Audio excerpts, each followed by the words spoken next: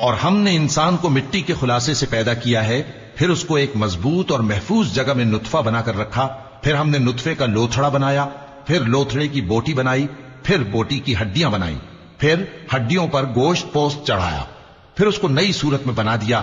سو بڑا برکت والا ہے اللہ جو سب سے اچھا بنانے والا ہے۔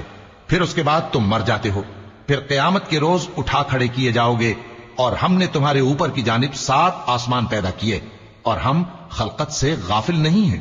اور ہم ہی نے آسمان سے ایک اندازے کے ساتھ پانی برسایا، پھر اس کو زمین میں ٹھہرا دیا، اور ہم اس کے نابود کر دینے پر بھی قادر ہیں۔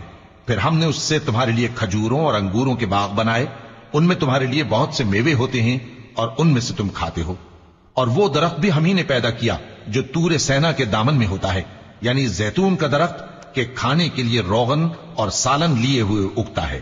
اور تمہارے لیے چوپایوں میں بھی عبرت ہے کہ جو ان کے پیٹوں میں ہے اس سے ہم تمہیں دودھ پلاتے ہیں، اور تمہارے لیے ان میں اور بھی بہت سے فائدے ہیں، اور بعض کو تم کھاتے بھی ہو، اور ان پر اور کشتیوں پر تم سواری بھی کرتے ہو۔ اور ہم نے نوح کو ان کی قوم کی طرف بھیجا تو انہوں نے ان سے کہا کہ اے قوم، اللہ ہی کی عبادت کرو، اس کے سوا تمہارا کوئی معبود نہیں، تو کیا تم ڈرتے نہیں؟ اس پر ان کی قوم کے سردار جو کافر تھے کہنے لگے کہ یہ تو تم ہی جیسا آدمی ہے، تم پر بڑائی حاصل کرنی چاہتا ہے، اور اگر اللہ چاہتا تو فرشتے اتار دیتا۔ ہم نے اپنے اگلے باپ دادا میں تو یہ بات کبھی سنی نہیں، اس آدمی کو تو دیوانگی کا عارضہ ہے، تو اس کے بارے میں کچھ مدت انتظار کرو۔ نوح نے کہا کہ پروردگار، انہوں نے مجھے جھٹلایا ہے، تو میری مدد کر۔